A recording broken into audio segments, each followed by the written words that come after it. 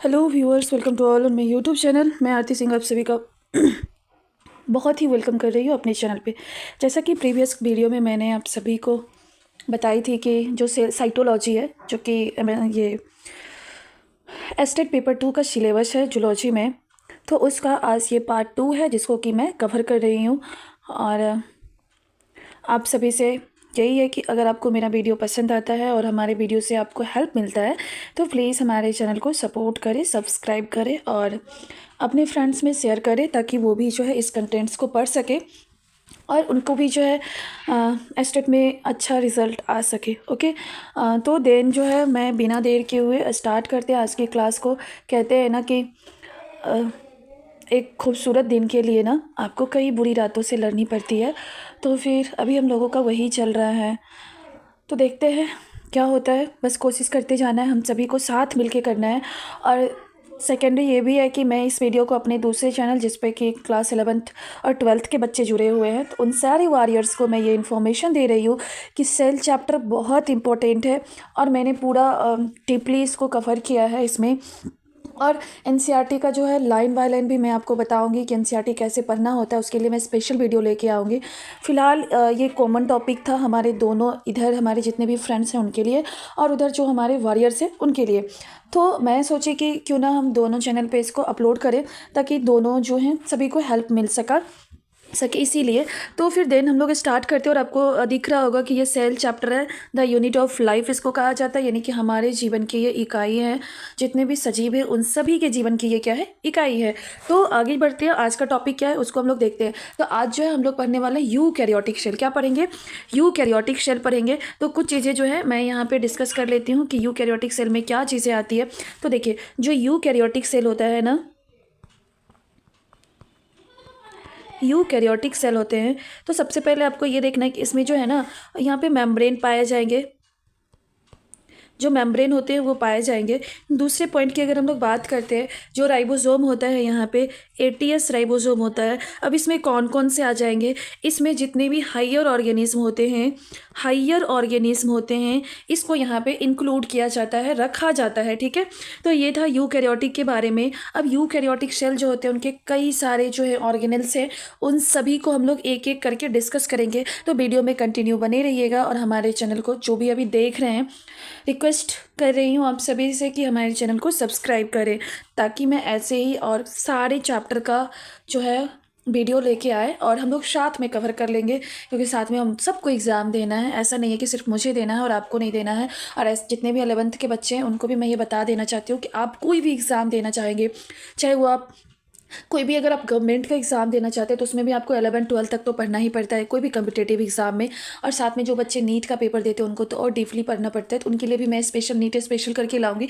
But अभी जो लोग पढ़ रहे हैं, नॉर्मली 11th पढ़ना है, 12th पढ़ना है, वो भी देख सकते हैं और जो नीट के कैंडिडेट हैं वो भी देख सकते हैं। ठीक है, क्योंकि कई सारे पॉइंट्स जो होते हैं, कई सारे टॉपिक्स जो होते हैं वो कॉमन होते हैं। बस यही होता है कि किसी स्पेसिफिक एग्ज़ाम में आपको थोड़ा सा डीपली पढ़ना होता है और किसी में नहीं। और मैं दोनों को अच्छे से कवर कर सकती हूँ, क्योंकि यहाँ पर जो हमारे फ्रेंड्स हैं को मैं ये पहले बता चुकी कि मेरा जूलॉजी से जो है एमएससी कंप्लीट हो चुका है और मैंने अपने हद तक काफ़ी हद तक थोड़ी मेहनत, मतलब होता है कि की हूँ हर टॉपिक को पढ़ने का, कई सारे बुक से कंटेंट्स को लेने का। तो फिर उम्मीद करती हूँ आपको बहुत हेल्प मिलेगा। चलिए आगे देखते हैं। तो हे फ्रेंड्स, अभी हम लोग जो है यूकैरियोटिक सेल को देखेंगे। यहाँ दिख रहा होगा कि यूकैरियोटिक सेल अभी हम लोगों को पढ़ना है और इसमें क्या पढ़ने होते हैं ये भी आप देख सकते हो। तो देखिए, यहाँ पे लिखा हुआ है कि have extensive compartmentalization and have complex locomotory, जो होता है स्केलेटल एलिमेंट। मतलब है कि यहाँ पे ये जो सेल होते हैं इसमें थोड़ा सा एक्सटेंसिव कंपार्टमेंटलाइजेशन होता है। मतलब है कि जैसे हायर ऑर्गेनिज्म है ना, तो हायर ऑर्गेनिज्म में क्या होता है कि इसके सारे पार्ट्स जो होते हैं वो अलग अलग होते हैं। अलग अलग इन द सेंस कहने का मतलब ये होता है कि सपोज अगर हम लोग ह्यूमन बींग्स को उठाते हैं, हम लोग तो बहुत बुद्धिजीवी हैं तो क्यों ना हम इसी को उठा लें, है ना। तो यहाँ पे देखिएगा कि हम लोगों का जो है सबसे पहले बॉडी को 3 पार्ट्स में डिवाइड कर दिया गया। एक ऊपर का हो गया थोरेसिक, दूसरा हो गया एब्डोमिनल और तीसरा हो जाएगा यहाँ पे पेल्विक। और देन आप देखोगे कि हम लोगों का डाइजेस्टिव सिस्टम अलग है, रिस्पिरेटरी सिस्टम अलग है और एक्सक्रीटरी सिस्टम अलग है, नर्वस सिस्टम अलग है। ऐसा क्यों हो रहा है? क्योंकि यहाँ पे कंपार्ट वाइज अलग कर दिया गया है। तो ये हायर ऑर्गेनिजम्स होते हैं, क्योंकि हम लोग जो है कई सारे सेल से मिलकर बने हुए रहते हैं, और साथ में वेल डेवलप्ड ऑर्गेनल्स होते हैं हमारे में।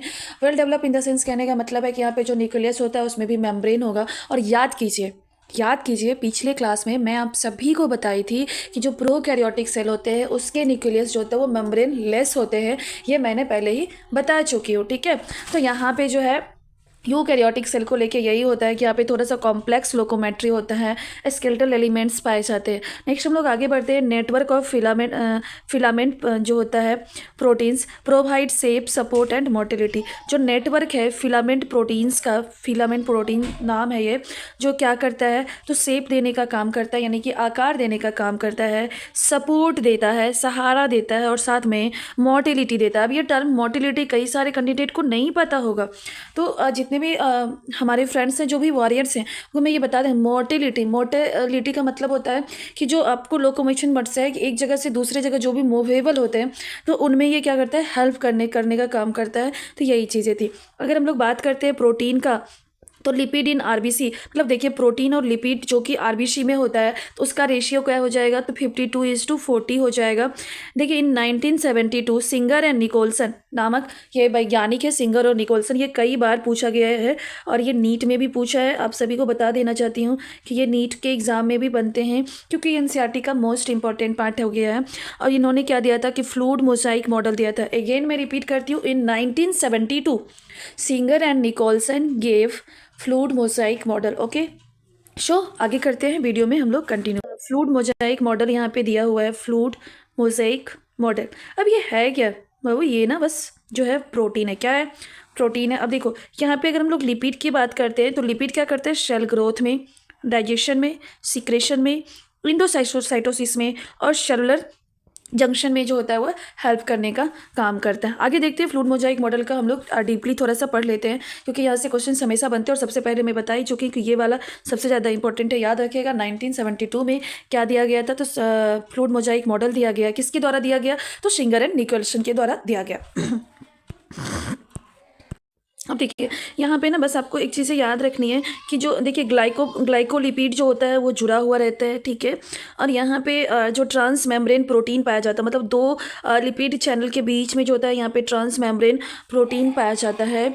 और यहाँ पे बताया गया है कि जो न्यूट्रल मॉडल जो है, ये मॉडल जो है यहाँ पे सिंपल डिफ्यूजन भी होता है, यहाँ सिंपल डिफ्यूजन और जो फैसिलेट डिफ्यूजन होता है, दोनों कैसा प्रोसेस है, तो ये पेसी प्रोसेस है। मतलब यहाँ पे नो एनर्जी रिक्वायर। ओके, यहाँ कोई भी एनर्जी नहीं लगता है। और जैसे एक्टिव की बात करिएगा तो जैसे सोडियम पोटाशियम पंप क्या हो जाएगा, सोडियम पोटाशियम पंप जो होता है उसमें एनर्जी रिक्वायर होता है और वो एक्टिव में आते हैं। नेक्स्ट हम लोग आगे बढ़ते हैं।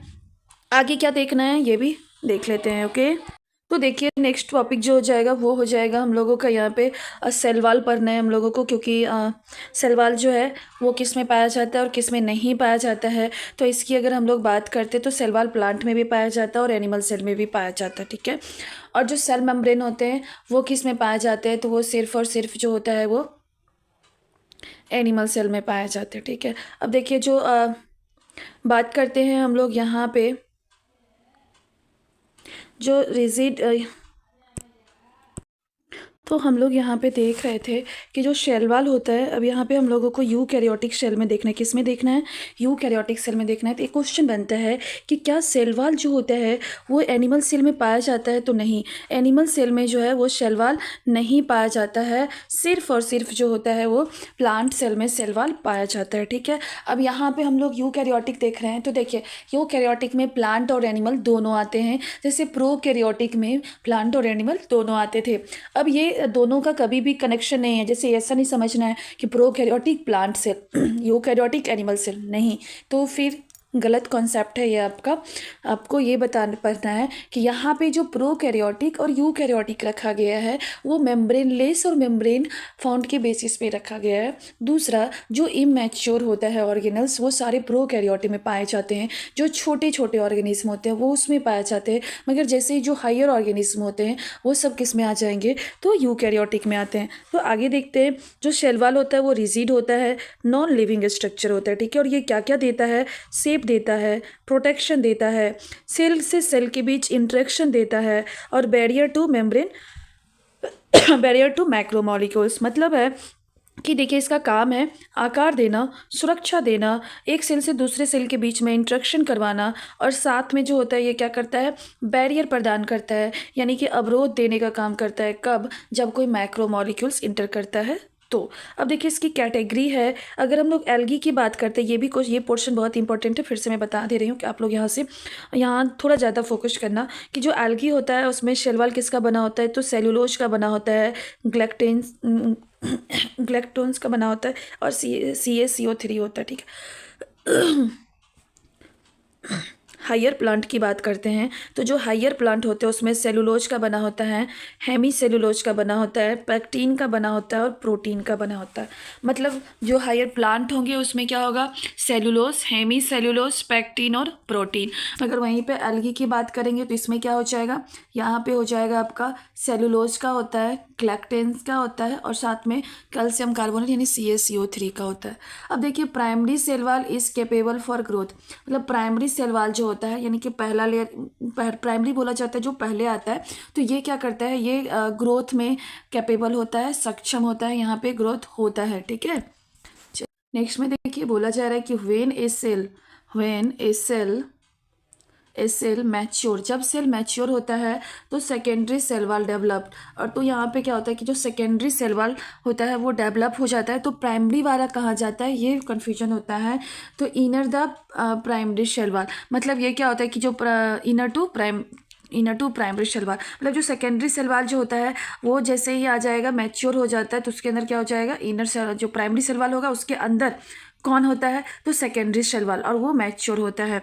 मिडिल लेमिला की बात करते हैं, यहाँ पे देखिए तो ये जो होता है ये कैल्शियम पैक्टेट लेयर होता है, डेट कनेक्ट टू सेल को, दो सेल को ये जो होता है कनेक्ट करता है। और प्लाज्मोडेस्माटा की बात करेंगे तो जो ये क्या करता है, तो cytoplasmic stand between two plant cell, मतलब दो प्लांट सेल के बीच में ये साइटोप्लाज्मिक स्टैंड होता है, ठीक है। नेक्स्ट हम लोग बात करते हैं इंडो मेम्ब्रेन सिस्टम। अब ये इंडो मेम्ब्रेन सिस्टम क्या होता है, इसका काम क्या होता है उसको देखते हैं। आप देख रहे होंगे कि यहाँ पे मैं कितना डीपली ली हूँ हर चीज़ को। ऐसा नहीं है कि 2 क्लास में अगर मैं इसको कवर करवा रही हूँ तो फिर कंटेंट्स मेरा कम रहेगा, नहीं नहीं, वो पूरा रहेगा, उसमें कोई कंप्रोमाइज़ नहीं होनी चाहिए। और आपको जो है, क्योंकि हम सभी को एग्ज़ाम क्वालिफाई करना है, ठीक है, ऐसा नहीं है कि मुझे किसी को ठगना है। अब देखिए यहाँ पे जो इंडो मेम्ब्रेन सिस्टम होता है इसका फंक्शन क्या है, इसका फंक्शन है कोऑर्डिनेशन, कोऑर्डिनेट करना मतलब होता है एक तरह से जोड़ना। जैसे मान लीजिए हम आपके साथ कोऑर्डिनेट कर रहे हैं, मतलब हम आपके साथ जुड़ रहे हैं और आप भी मेरे साथ जुड़ रहे हैं, तो ये क्या हो गया, कोऑर्डिनेशन का काम करता है कौन, इंडो मेम्ब्रेन। मतलब जो अंदर के मेम्ब्रेन होते हैं ना, तो वो अंदर के मटेरियल्स को जो होता है वो बाहर भी भेजते हैं और बाहर के एलिमेंट्स को अंदर भी लेते हैं, तो ये क्या हो रहा है, कोऑर्डिनेशन का काम हो रहा है। और यहाँ पे देखिए endoplasmic reticulum, Golgi complex, lysosome और वैक्यूल्स, ठीक है। यहाँ पे देखिए इंडोप्लाज्मिक रेटिकुलम क्या होता है, तो network of the scatter tube. ये क्या है कि नेटवर्क है किसका, स्केटर ट्यूब का। अब देखो यहाँ पे छोटा सा मैं डायग्राम से दिखा देती हूँ। यहाँ देखिए RER है, जब कोई मान लीजिए कि ये एक सरफेस है और इस सरफेस के ऊपर में मैं कोई मॉलिक्यूल्स को लगा देती हूँ, ठीक है, तो ये आपको कैसा दिख रहा है, थोड़ा सा उबरा खबरा टाइप का दिखेगा, यानी कि उबर खबर ये स्ट्रक्चर बन जाता है। तो इसी केस को हम लोग क्या कहते हैं, जैसे उबर खबर होता है हम लोग बोलते हैं बहुत रफ सरफेस था, या फिर बोलते हैं कि अरे बहुत जो है ना उतार चढ़ाव था, मतलब ऊपर नीचे था, ऐसा। तो यहाँ क्या है, इसको हम लोग क्या बोलेंगे, RER, क्या बोलेंगे यहाँ पे, RER। और देखिए देन जो अगर सपोज कुछ ऐसा है, ऐसा सिर्फ प्लेन है, ठीक है, इसमें कोई भी ऊपर से मॉलिक्यूल्स नहीं प्रेजेंट है, इसको हम लोग क्या कहेंगे, SER। यानी कि स्मूथ इंडोप्लाज्मिक रेटिकुलम, और ये क्या हो गया, रफ इंडोप्लाज्मिक रेटिकुलम है यहाँ पे। तो देखिए अब जो रफ इंडोप्लाज्मिक रेटिकुलम रफ क्यों हुआ, तो यहाँ पे क्या होता है कि जो इंडोप्लाज्मिक रेटिकुलम होता है उसके ऊपर अगर राइबोसोम आ जाता है तो वो रफ हो गया, अगर राइबोसोम नहीं आता है तो वो स्मूथ हो जाता है। तो देखिए आरईआर का क्या काम है, synthesis and secretion protein, protein का बनाना और उसको सिक्रेट करना, in direct contact with nuclear envelope, और न्यूक्लियर इनवेलप से इनडायरेक्ट कॉन्टैक्ट। ठीक है, अब देखो अब यहाँ पे याद करने का तरीका है, जो भी मान लीजिए RER है तो यहाँ आप लोग प्रोटीन वगैरह याद रखिएगा, मगर जो स्मूथ होता है तो हम सब जानते हैं ना कि अगर किसी भी चीज़ को अगर चिकना करना होता है तो ऑयल ही उस पर लगाया जाता है, और हम लोग बोलते हैं कि अरे ऑयल की वजह से ना बहुत चिकना हो गया, बहुत फिशलन हो गया, मतलब स्मूथ हो गया। वो स्मूथ क्यों होगा, क्योंकि ऑयल से होगा। किससे होगा, ऑयल से होगा। तो हम लोग को यहाँ पे याद रखना है कि यहाँ पे स्टेरॉइड और लिपिड आ जाएगा, और आप ऐसे नॉर्मली यहाँ पे फैट भी याद रख सकते हैं। तो फैट कहाँ हो जाएगा, SER में, और जो आपका प्रोटीन कहाँ हो जाएगा, तो वो हो जाएगा RER में। उम्मीद करती हूँ यहाँ तक में क्लियर होगा। अब जो है हम लोग नेक्स्ट टॉपिक पढ़ेंगे गोल्जी कॉम्प्लेक्स। गोल्जी कॉम्प्लेक्स किसके द्वारा दिया गया, तो कैमिलो गोल्जी, इनके नाम से ही इसका नाम रखा गया इन 1898। इस भी अगर नहीं भी याद होता है तो कोई दिक्कत नहीं, मगर याद करने की हम लोगों को कोशिश करना है। 1898 में एक क्वेश्चन मैं यहाँ से आपसे पूछ लेती हूँ, आप लोग जो अपने मन में ही जवाब दे दीजिएगा कि जो न्यूक्लियस का खोज कब किया गया था, तो 1831 में। ठीक है, चलिए किसके द्वारा किया गया था, तो रॉबर्ट ब्राउन के द्वारा किया गया था। Contains variable number of flat disc shaped cisternae arranged, जो होता है कॉन्सेंट्रिकली। ठीक है, मतलब यहाँ पे बोला जाता है कि जो गोल्जी कॉम्प्लेक्स होता है उसमें कई सारे डिस्क शेप के सिस्टर्नी पाए जाते हैं जो अरेंज्ड होते हैं। कैसे, तो यहाँ पे कॉन्सेंट्रिकली जो होता है यहाँ पे अरेंज्ड होता है। तो अब देखो यहाँ पे जो है सिस है और ये ट्रांसफॉर्म बताया गया है, ये कॉन्वेक्स फॉर्मिंग हो गया और ये कॉनकेव फॉर्मिंग हो गया। अब यहाँ पे जो है ना इस पॉइंट को अगर बताऊँ तो ये थोड़ा सा जो है बहुत लेंदी हो जाएगा। मैं आसानी से बस सिस और ट्रांस को बता देती हूँ कि सपोज अगर ये जैसे देख सकते हो कि ये कार्बन और कार्बन है, ये कार्बन और कार्बन है, तो ये आपसे पूछा जाएगा कि ये कैसे जुड़ा हुआ है, तो ये क्या हो जाएगा, सिस फॉर्म में है। सपोज अगर मान लीजिए कि ये कार्बन हाइड्रोजन, यहाँ पे कार्बन और हाइड्रोजन, अब ये ऐसे कुछ जुड़ा हुआ है। ठीक है, तो इसको हम लोग क्या कहेंगे, ट्रांसफॉर्म कहेंगे। समझ में आ गया होगा, उम्मीद करती हूँ। चलिए अब यहाँ पे देखिए do packaging and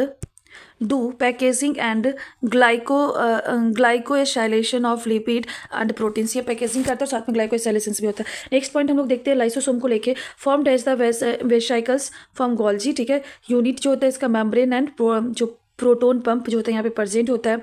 contents all hydrolytic enzyme, मतलब यहाँ पे क्या होता है कि हाइड्रोलाइटिक एंजाइम पाया जाता है। और यहाँ पे इसके बारे में ना खास बात ये है, इसको सुसाइड बैग कहा जाता है। क्यों कहा जाता है, सुसाइड बैग कहा जाता है। अब ये सुसाइड बैग इसको क्यों कहा जाता है, तो इसके अंदर एक हाइड्रोलाइटिक एंजाइम होता क्या है कि जब मान लीजिए कि केंद्रक जो है यानी कि जो न्यूक्लियस होता है उसको बोला जाता है कि पूरी कंट्रोलिंग पावर तो उसी के पास है कि आप जो है इस चीज़ को कंट्रोल करो, तो देन जो होता है वो पूरी कोशिश करता है। बट जो होता है कभी कभी किसी का बात ना मान के जितने भी ऑर्गेनाइज होते हैं वो तो स्ट्राइक भी बैठ जाते हैं, क्योंकि मनमानी तो हर किसी को करनी होती है। तो यहाँ पे जैसे ही ये स्ट्राइक पे बैठता है और न्यूक्लियस से कंट्रोल नहीं होता है, तो न्यूक्लियस जो होता है वो फिर लाइसोसोम के हाथ में सब कुछ छोड़ देता है, और लाइसोसोम क्या करता है कि खुद ही वो ब्रस्ट हो जाता है। और जैसे ही वो ब्रस्ट होता है तो उसके अंदर जो हाइड्रोलाइटिक एंजाइम है वो क्या होते हैं, वो पूरे छिड़क जाते हैं, और जिससे उस सेल का जो होता है मतलब डेथ हो जाता है। मगर हर सेल का क्या होता है, रिजनरेशन कैपेसिटी होती है, तो फिर वो रिजनरेट करता है। और इसका एक एग्जाम्पल आपको मैं बता दूँ, जब कभी हम लोगों को कहीं चोट लग जाती है तो जैसे ही चोट लगता है तो वहाँ का जो सेल वहाँ काला पड़ जाता है। काला या ब्राउन होने से क्या होता है कि वहाँ का जो है हमारा सेल डेथ हो चुका है, वहाँ का सेल का जो है डेथ हो गया है। तो वहाँ फिर क्या होता है कि बाद में फिर नए स्किन्स आ जाते हैं, यानी कि नए सेल आ जाते हैं। ठीक है, आगे बढ़े। नेक्स्ट हम लोग पॉइंट देखेंगे वैक्यूल्स को लेके। चलिए वैक्यूल्स के बारे में पढ़ लेते हैं। जो वैक्यूल होता है तो ये क्या करता है, कंटेन H2O, इसमें पानी रहता है, सेप देने का काम करता है एक्सक्रीटरी वेस्ट को। ये क्या करता है साथ में, देखिए यहाँ पे क्या क्या पाया जाएगा, H2O होगा, सेप होगा, और साथ में एक्सक्रीटरी वेस्ट भी यहाँ पे पाया जाता है। Unit membrane called the tonoplast, ये क्वेश्चन जो है BPSC में पूछा था। ठीक है, BPSC TRE में पूछा गया था कि जो यूनिट मेम्ब्रेन होता है किसका यूनिट मेम्ब्रेन जो होता है वो टोनोप्लास्ट होता है। तो हम लोगों को याद रखना है वैक्यूल्स का हो जाएगा। ओके, चलिए नेक्स्ट हम लोग देखते हैं कि concentration of vacuoles greater than concentration of cytoplasm, मतलब वैक्यूल्स के अंदर का जो कंसंट्रेशन होता है वो ज़्यादा होता है किसके, तो साइटोप्लाज्म से। अब यहाँ पे जो होता है पंप का नीड होता है। कॉन्ट्रेक्टाइल वैक्यूल्स इन अमीबा में पाया जाता है, और फूड वैक्यूल्स की अगर हम लोग बात करते हैं तो प्रोटिस्टा में होता है। ठीक है, हमसे पूछ सकता है, तो याद रखिएगा कॉन्ट्रेक्टाइल वैक्यूल्स जो होता है वो कहाँ होगा, तो अमीबा में होगा। फूड वैक्यूल्स किस में होता है, तो प्रोटिस्ट में होते हैं। देन हम लोग आगे बढ़ते हैं। आगे पॉइंट ये है माइक्रोबॉडीज़। ठीक है, आगे का पॉइंट क्या है, तो माइक्रोबॉडीज़ है। तो यूनिट मेम्ब्रेन बॉन्ड स्ट्रक्चर ये होता है, present in both plant and animal, ये दोनों में पाया जाता है, और कंटेंट सेवरल एंजाइम। एग्जाम्पल क्या हो जाएगा, पेरीजाइमोस। ठीक है, पेरीजाइमोस हम लोग को याद रखना, पेरीजाइमोस किस में पाया जाएगा, तो माइक्रोबॉडीज़ में पाया जाएगा। चलिए नेक्स्ट पॉइंट हम लोग देख लेते हैं माइटोकॉन्ड्रिया को लेके, कि माइटोकॉन्ड्रिया में क्या है। माइटोकॉन्ड्रिया जो होता है स्मॉल इन साइज में छोटा होता है। स्टैंड विद द जो होता है जंस ग्रीन। ठीक है, डायमीटर इसका बात करेंगे तो 0.2 से लेके 1 माइक्रोमीटर ये हो जाएगा, और ये कुछ स्ट्रक्चर्स दिए गए हैं। अब OMM का मतलब होता है आउटर मेम्ब्रेन हो जाएगा यहाँ पे माइटोकॉन्ड्रिया का आउटर मेम्ब्रेन। उसके बाद IMM का मतलब हो जाएगा इनर मेम्ब्रेन। ठीक है, तो शॉर्ट में थोड़ा लिखा हुआ है, आप इसको देख सकते हैं। यहाँ पे दिया हुआ OMM and IMM has the specific enzyme called the power, और इसको क्या कहा जाता है, पावर हाउस कहा जाता है, क्योंकि ये एनर्जी का सोर्स है। यहीं पे एनर्जी बनता है, और एनर्जी किससे बनेगा, तो रिस्पायरेशन से भी बनता है, इसीलिए। चलिए यहाँ तक में क्लियर होगा। OMM and IMM has the specific enzyme.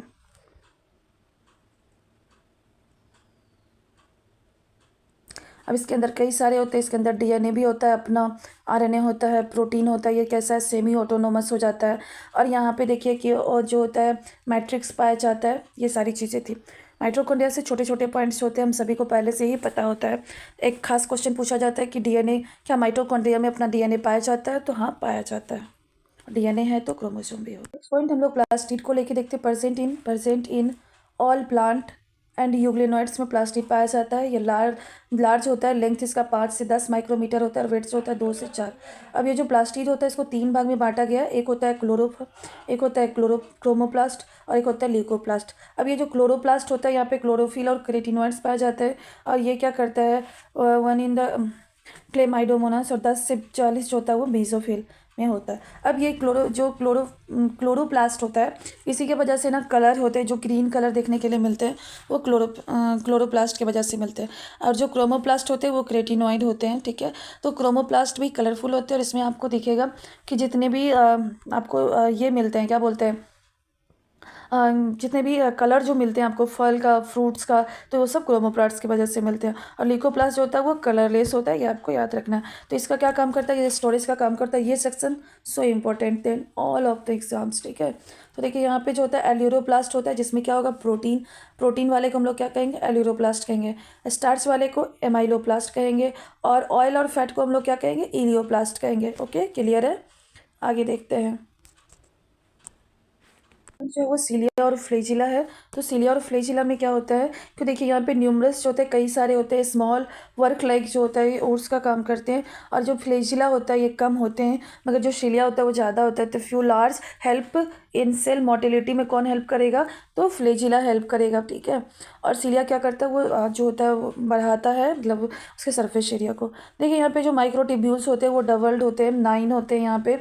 और जो यहाँ पे जो होता है वो सिंगल देखने के लिए, तो सिंगलेट कितने हो जाते हैं, 2 हो जाते हैं। और ये कैसा होता है, तो रेडियल स्पॉक होता है। और एक्सोनिम कोर सीलिया एंड फ्लेजिला का ये स्ट्रक्चर दिया गया है। और यहाँ पे अगर आपसे अरेंजमेंट पूछेगा तो वो भी अलग होता है, जिसको कि मैं आगे डिस्कस कर लूँगी। देखिए उसका नेक्स्ट पॉइंट हम लोग देखते हैं न्यूक्लियस को लेके। Call the brain of cell, मैंने पहले ही बता दिया था आपको कि जो न्यूक्लियस होता है उसको क्या कहा जाता है, ब्रेन कहा जाता है। सेल का नंबर इज़ वेरिएबल, जरूरी नहीं है कि एक सेल में एक ही न्यूक्लियस होता है। यहाँ पे जो नंबर होता है वो वेरिएबल होता है। क्रोमेटिन एंड न्यूक्लियोप्रोटीन इसके अंदर पाया जाता है। अब देखिए यहाँ पे जो होता है DNA और RNA, हिस्टोन प्रोटीन और जो होता है ये सब पाए जाते हैं। नेक्स्ट में देखिएगा यहाँ पे, नेक्स्ट हम लोग यहाँ पे सेंट्रोसोम की बात कर लेते हैं। तो ये form basal body of cilia and flagella का जो बेसल बॉडी होता है वो बनाने का काम करता है। Spindle fibre give rise to the spindle apertures. और देखिए यहाँ पे जो होता है ट्रिपलेट माइक्रोट्यूब्यूल 9 होते हैं, रेडियल स्पॉक में 9। और यहाँ पे बोला जाए इंटर ट्रिपलेट ब्रिज जो बनता है वो 9:0, 9+0 का अरेंजमेंट होता है, ये आपको याद रखना है ट्रिपलेट वाले में। अब देखिए न्यूक्लियोलस क्या होता है, 1 और मोर डेंस स्फेरिकल मेम्ब्रेनलेस स्ट्रक्चर जो होता है उसको हम लोग क्या कहते हैं, न्यूक्लियोलस कहते हैं। यानी कि यहाँ पे जो होता है मेम्ब्रेन नहीं पाया जाता है। चलिए नेक्स्ट में देखिए, यहाँ पे इंटरफेस की बारे में बताया गया था। एक सेकेंड, यहाँ देखिए, अगर पूछा जाता है कि जो न्यूक्लियर मैट्रिक्स होता है, न्यूक्लियर मैट्रिक्स और the nucleoplasm content nucleolus and chromatin, मतलब जो न्यूक्लियर मैट्रिक्स होता है और न्यूक्लियोप्लाज्म, जो न्यूक्लियस के अंदर जो फ्लूइड पाया जाता है उसको हम लोग क्या कहते हैं, न्यूक्लियोप्लाज्म कहे जाते हैं कहते हैं। उसमें क्या होता है, न्यूक्लियोलस और क्रोमेटिन प्रेजेंट होते हैं। ठीक है, नेक्स्ट देखिए, जो भी चीज़ें जहाँ से ज़रूरी है मैं उसको कवर करवाती हुई चलती हूँ। देखिए यहाँ पे लिखा हुआ है कि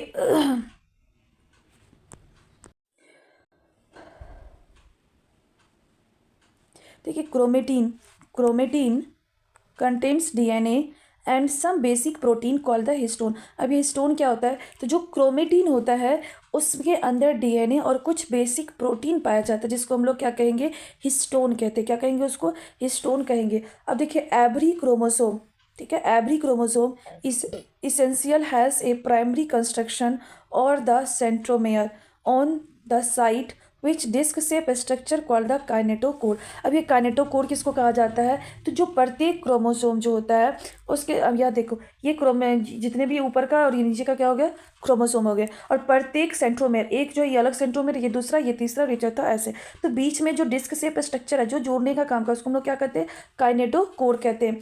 the metacentric chromosome has middle centromere forming two equal arm of the centrosome. मतलब जो मिडिल में जैसे मेटासेंट्रिक का मतलब क्या होगा, इसका डायग्राम में दिखा देती हूँ आपको। देखिए यहाँ पे अगर सेंट्रोसोम मिडिल में है, सेंट्रोमेयर जो है मिडिल में है, और काइनेटोकोर क्या हो गया, ये अलग और ये अलग, तो दो को अलग अलग अलग जोड़ रहा है। बीच में अगर सेंट्रोमेयर, जिसको हम लोग क्या कहते हैं, मेटासेंट्रिक कहेंगे। ठीक है, और अगर मान लीजिए कि ये थोड़ा सा ऊपर है, अगर ये सब मेटासेंट्रिक किसको कहेंगे, जब क्या हो जाएगा कि the metacentric chromosome has middle centromere forming two equal arm of the chromosome. Submetacentric chromosome has the centromere slightly away from the middle of the centrosomes. ठीक है, मतलब ये थोड़ा सा दूर हो जाता है, अभी हो जाता है, थोड़ा सा दूर हो जाता है। ठीक है, उसके बाद देखिएगा यहाँ पे एक्रोसेंट्रिक किसको कहा जाता है, तो chromosome the centromere is situated close of its and forming one extremely short. ठीक है, तो वहाँ, और telocentric chromosome has the terminal. अब देखो हम एक यहाँ पे स्ट्रक्चर दिखा देते, सपोज अगर ये ऐसा कुछ बना, ये बीच में, तो इसको हम लोग क्या कहेंगे, इसको हम लोग बोल देते हैं मेटासेंट्रिक। क्या बोलेंगे, मेटासेंट्रिक। ठीक है, अगर मान लीजिए कि ये जो नीचे वाला थोड़ा सा बड़ा हो गया और ये थोड़ा सा छोटा हो गया, मतलब ये थोड़ा सा ऊपर चला गया, ऊपर यहाँ, इसको हम लोग क्या कहेंगे, सब मेटासेंट्रिक। ठीक है, अब देखिए ये थोड़ा सा, अगर मान थोड़ा सा उससे भी ज़्यादा अगर ऊपर गया तो इसको हम लोग बोलेंगे एक्रोसेंट्रिक। और अगर मान लीजिए कि ये कुछ ऐसे हो गया और ऊपर वाला कुछ ऐसे हो गया तो इसको हम लोग क्या कहेंगे, टेलोसेंट्रिक। क्लियर है, यहाँ देखिए कुछ ऐसे दिया गया है, यहाँ पहले बीच में, इससे थोड़ा ऊपर, फिर उससे ऊपर, ये शॉर्ट आर्म, यहाँ पे लॉन्ग आर्म्स बन चुके हैं। उसके बाद sometimes few chromosomes have no standing secondary construction. यहाँ पे देखिए लोकेशन दिया है, और देखिए give the appearance of a small fragment called the satellite कहते हैं उसको। माइक्रोबॉडीज मेनी जो होता है, ये मेम्ब्रेन बॉन्ड होता है, माइन्यूवेक्यूल्स होता है। Microbodies contains the various enzyme present in the plant and animal. इसमें क्या होता है, अलग अलग टाइप के एंजाइम होते हैं जो कि माइक्रोबॉडीज में पाए जाते हैं। उम्मीद करती हूँ यहाँ तक क्लियर होगा, और नेक्स्ट अब हम लोग जो है एनसीईआरटी का एग्जाम्पलर वाला क्वेश्चन कर लेते हैं। तो जैसा कि मैं पहले ही आप सभी को बताई थी कि मैं क्वेश्चंस भी करवाऊंगी एनसीईआरटी एग्जाम्पलर का, तो यहाँ पे मैं वही कर रही हूँ, क्वेश्चन को लेके आई हूँ। देखती हूँ कितना करवा पाती हूँ, क्योंकि वीडियो बहुत लंबा होने के बाद जो है थोड़ा सा अपलोडिंग में दिक्कत होती है। तो देखिए यहाँ पे जो क्वेश्चन है थोड़ा सा मैं जूम भी करके आपको दिखा देना चाहती हूँ, और एक एक क्वेश्चन करके हम लोग डिस्कस करते हैं। चलिए स्टार्ट करते हैं बिना देर के। देखिए एक कॉमन कैरेक्टर, क्वेश्चन पढ़ने का तरीका मैं पहले बता दी हूँ कि आप अंडरलाइन करके थोड़ा सा पढ़िए।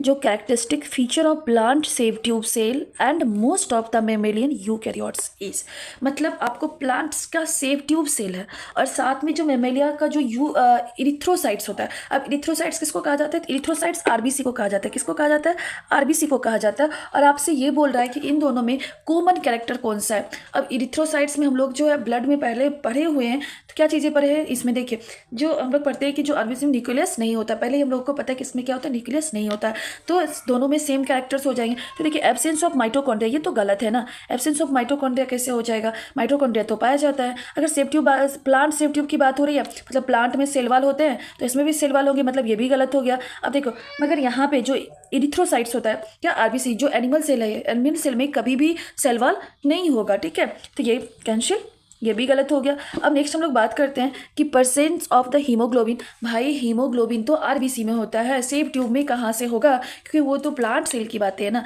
तो इसका आंसर क्या हो जाएगा, एब्सेंस ऑफ न्यूक्लियस, यानी कि ऑप्शन नंबर डी हो जाएगा इसका आंसर, ठीक है। आगे बढ़े नेक्स्ट क्वेश्चन की तरफ।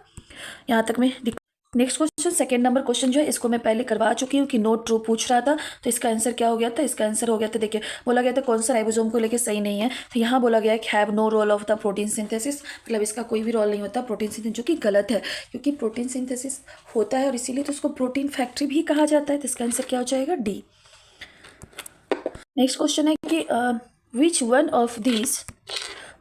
Of these is not eukaryotes, मतलब इसमें से कौन से हैं जो कि यूकैरियोट नहीं है। हम लोग सब पढ़े हैं कि जो यूकैरियोट होता है उसमें हायर ऑर्गेनिज्म को रखा गया है।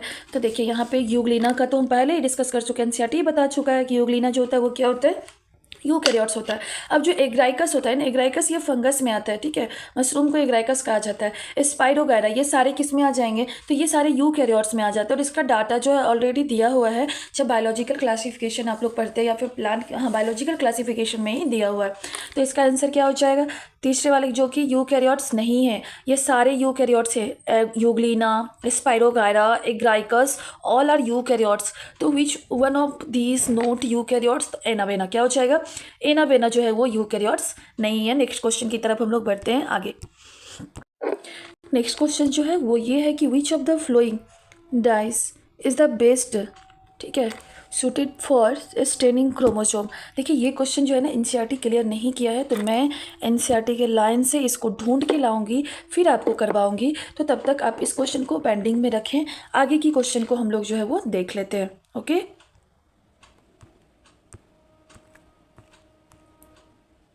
देखिए उसके बाद क्या बोला जा रहा है कि different cell have different size, arrange the following cell in ascending order their size, choose correct option among the following. मतलब आपको जो है असेंडिंग ऑर्डर में यहाँ पे सजाना है कि किसका कौन सा साइज हो जाएगा।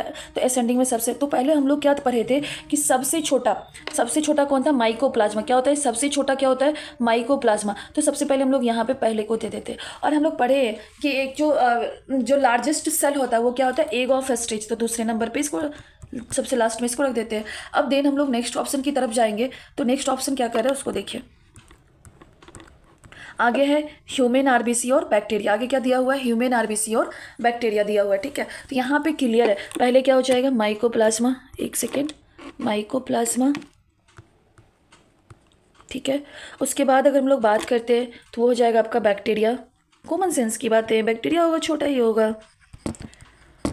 उसके बाद ह्यूमन आरबीसी और सबसे लास्ट में क्या हो जाएगा यहाँ पे, तो सबसे लास्ट में हो जाएगा एग ऑफ ऑस्ट्रिच, ठीक है। तो अब इसको आप कैसे अरेंज करोगे, 1 4 3 और 2। तो इसका आंसर क्या हो जाएगा, 1 4 3 2, यानी कि ऑप्शन नंबर ए। क्लियर है, आगे बढ़े, आगे देखिए। चलिए नेक्स्ट आसान क्वेश्चन रहता है, ऐसा नहीं होता कि बहुत टफ क्वेश्चन रहता है हम लोग नहीं कर पाएंगे, हम सब कर सकते हैं। और क्योंकि जो मेहनत करते हैं उन सब से होगा, तो आसान क्वेश्चन है, हम सब यहाँ पे कर सकते हैं। देखिए which of the flowing feature is common for prokaryote and many eukaryote. मतलब आपको यहाँ पे जो है ना दोनों में जो कैरेक्टर कॉमन होगा, जो कॉमन फीचर होगा उसको हम लोग को यहाँ पे सेलेक्ट करना है। तो देखिए क्रोमोसोम परसेंट, पहला हमको ये बोल रहा है कि क्या जो क्रोमोसोम होते हैं वो सब, जो क्रोमेटिन मटेरियल्स होते हैं, क्रोमोसोम यहाँ पे प्रेजेंट होते हैं। तो देखिए क्रोमोसोम जो होता है वो प्रेजेंट सब में होगा या नहीं होगा। तो प्रोकैरियोटिक और यूकैरियोटिक में थोड़ा सा डिफरेंस ये होता है कि जैसे मान लीजिए कि यूकैरियोटिक में उसका वेल डेवलप न्यूक्लियर मेम्ब्रेन और न्यूक्लियस होता है, तो यहाँ पे क्रोमोसोम जो होते हैं अच्छे से दिखते भी, विजिबल होते हैं। मगर यहाँ पे क्योंकि उसमें क्रोमेटिन भी प्रेजेंट होता है, मगर यहाँ बात कीजिएगा प्रोकैरियोटिक में तो वो वेल डेवलप नहीं होते। तो ये वाला ऑप्शन तो इसका गयो राम। नेक्स्ट में हम लोग बात करते हैं सेल वॉल प्रेजेंट। तो क्या सेल वॉल जो होता है प्रोकैरियोटिक और यूकैरियोटिक? हाँ जी, क्योंकि आप देखे थे कि मैं प्रोकैरियोटिक में भी सेल वॉल पढ़ाई और यूकैरियोटिक में, और वहाँ पे मैंने एक और चीज़ क्लियर किया था कि जो प्लांट सेल होते हैं उसमें सेल वॉल होता है, जो एनिमल सेल होता है उसमें सेल वॉल नहीं होता है। और क्यों नहीं होता है तो एक छोटी सी बात बता देती हूँ कि जैसे देखें, जिसके पास ना भगवान ना, सब भगवान बोलते हैं ना हम लोग कि भगवान के लिए सब कोई एक जैसे होते हैं। अब क्यों होते हैं एक जैसे? तो जो प्लांट होते हैं, प्लांट में भी सेल्फ कॉन्शियसनेस होता है, मगर क्या है कि हम लोग क्या करते हैं, कभी कभी बदमाशी करते हैं, बचपन में बहुत सारे लोग करते हैं, तो चल रहे किसी भी प्लांट को ऐसे ही मचोड़ते हुए चले गए, ठीक है। और आप देखिएगा कि अगर आप उसको बहुत डैमेज नहीं किए हैं तो जहाँ से आप उसको तोड़ दिए हैं तो वहाँ से फिर से जो होता है वो ग्रोथ हो जाता है उसमें, या फिर कभी कभी तो जुड़ भी जाता है। मैक्सिमम तो जुड़ता नहीं है, मगर वो ऐसा नहीं कि पूरा पार्ट उसका डैमेज हो जाता है। क्यों वो बच गया? क्योंकि उसमें सेल वॉल है, उसमें एक ना भगवान जी ने स्पेशल प्रोटेक्शन दिया। हम लोग के साथ अगर कोई वैसे करेगा, मतलब कोई भी ह्यूमन बींग्स के साथ जिसके पास सेंस है, तो वो क्या करेंगे, अपने हाथ पैर से उसको भी हार्म पहुंचाएंगे, नॉर्मली होता है। तो यहाँ पे क्या होगा, सेल वॉल जो होता है, बोल रहा है कि जो सेल वॉल फॉलोइंग फीचर्स, यहाँ पे कॉमन फीचर हम लोग को बात करना है यूकैरियोटिक और प्रोकैरियोटिक में, तो दोनों में क्या होंगे, सेल वॉल जो होता है वो प्रेजेंट होता है। पहले बता दिया न्यूक्लियर मेम्ब्रेन में नहीं, न्यूक्लियर मेम्ब्रेन जैसे कि प्रोकैरियोट में एब्सेंट होता है। सब सेलुलर ऑर्गेनल प्रेजेंट, सब सेलुलर ऑर्गेनल्स जो होते हैं वो कुछ जो होते हैं छोटे छोटे, मतलब सब सेलुलर, आप सोच रहे हो सेलुलर तो है, सब सेलुलर मतलब उससे भी छोटा, तो प्रोकैरियोट में नहीं होते। क्लियर है? तो इसका ऑप्शन क्या हो जाएगा, आंसर बी हो जाएगा। आगे बढ़े, देखिए नेक्स्ट क्वेश्चन आपसे यही कर रहा है कि who proposed the fluid mosaic model of plasma membrane. अभी मैं पहले बता दी थी कि बहुत बहुत बहुत इंपॉर्टेंट क्वेश्चन है ये, तो इसका क्या हो जाएगा, सिंगर एंड न्यूक्लियस, याद रखना है। चलो बाकी के नाम जो कैमिलो गोल्जी, गोल्जी कॉम्प्लेक्स, ठीक है, स्लाइडन एवं शन, सेल थ्योरी, रॉबर्ट ब्राउन जो होता है nucleus. Which of the following statement is true for the secretory cell, मतलब जो सेक्रेटरी सेल होता है उसके लिए कौन सा स्टेटमेंट जो है वो ट्रू है, उसको देखना है, ठीक है। तो देखिए इसके बारे में हम लोगों को देखना है, तो इसका क्या हो जाएगा, देखते हैं। तो देखो यहाँ पे सही वाला बोल रहा है, तो गोल्जी अपरेटस जो होता है वो एब्सेंट होता है, ये गलत है, गोल्जी अपरेटस उसमें प्रेजेंट होता है। Rough endoplasmic reticulum are easily observe in the cells, ठीक है, रखते हैं इसको साइड में। Only smooth endoplasmic reticulum is present, ये भी गलत है। Secretory granules are formed in the nucleus, भाई यहाँ पे हम लोग जो सेक्रेटरी ग्रेन्यूल्स मतलब जो सिक्रेशन कर रहा है, तो यहाँ पे सिक्रेशन किसका हो जाएगा, प्रोटीन का हो जाता है, लिपिड का होता है, फैट का होता है, तो वो कौन आर से होता है। तो यहाँ पे देखिए लिखा हुआ है, एक ही ऑप्शन जो है थोड़ा सा सही मिला है हमको, क्या हो जाएगा, rough endoplasmic reticulum is easily observe in the cell, यानी कि वो आसानी से जो होता है वो दिखता है सेल में, ठीक है। नेक्स्ट हम लोग बात करते हैं, देखिए हम ना हर जगह पे आपको बताए थे इंपॉर्टेंट और नॉट इंपॉर्टेंट। देखिए यहाँ पे एक क्वेश्चन ऐसे कहीं से भी बना सकता है, किसी को भी नहीं पता होता, तो ये टोनोप्लास्ट को लेके बता दिए थे, तो ये क्या हो जाएगा, इसका आंसर आप सभी बताएं। Outer membrane of mitochondria, no. Inner membrane of the chloroplast, no. Membrane bond जो होता है बाउंड्री होता है, vacuoles of plant cell, cell membrane of the plant cell. देखिए इसका आंसर ये हो जाए, हम बताए थे कि जो वैक्यूल्स होता है उसके मेम्ब्रेन को हम लोग क्या कहते हैं, टोनोप्लास्ट कहते हैं। नेक्स्ट क्वेश्चन की तरफ हम लोग आते हैं, और आगे का क्वेश्चन देखिए, which of the following is true, which of the following is not true, क्या बोल रहा है, not true of eukaryotic cell को लेके कौन सा सही नहीं है। It has the 80th type of ribosome present in nucleus, mitochondria सही है। It has the 80th type of ribosome present in cytoplasm, देख लेते हैं क्या है सब में। तो देखिए साइटोप्लाज्म में जो होता है ये क्या होता है, 80th राइबोसोम पाया जाता है। माइटोकॉन्ड्रिया कंटेंस सर्कुलर डीएनए, ठीक है, eukaryotic. Membrane bond organelles are present. अब देखो यहाँ पे ऑप्शन नंबर फर्स्ट की अगर हम लोग बात करते हैं ना, it has 80th type of ribosome, जो राइबोसोम की बातें होती है ना साइटोप्लाज्म में हो रही है, ठीक है, राइबोसोम की बातें किस में हो रही है, साइटोप्लाज्म में हो रही है। और राइबोसोम जो होता है वो प्रेजेंट किस पे होता है, तो राइबोसोम जो होता है वो प्रेजेंट होता है एंडोप्लाज्मिक रेटिकुलम पे होता है। तो यहाँ पे माइटोकॉन्ड्रिया की बात कहाँ से आ रही है, तो ये ऑप्शन जो होगा इसका क्या हो जाएगा, गलत हो जाएगा, यानी कि ये जो होगा इसका आंसर नहीं होगा, तो ऑप्शन नंबर ए जो होगा इसका सही आंसर। तो इसी के साथ हम लोग ना आज के सेशन को एंड करते हैं, मिलते हैं फिर नेक्स्ट सेशन में। तब तक के लिए अपना ध्यान रखें और खूब मन से पढ़ाई करें, और हमारे चैनल को सब्सक्राइब जरूर से जरूर करना और करते हुए जाना, ठीक है। Okay, bye bye.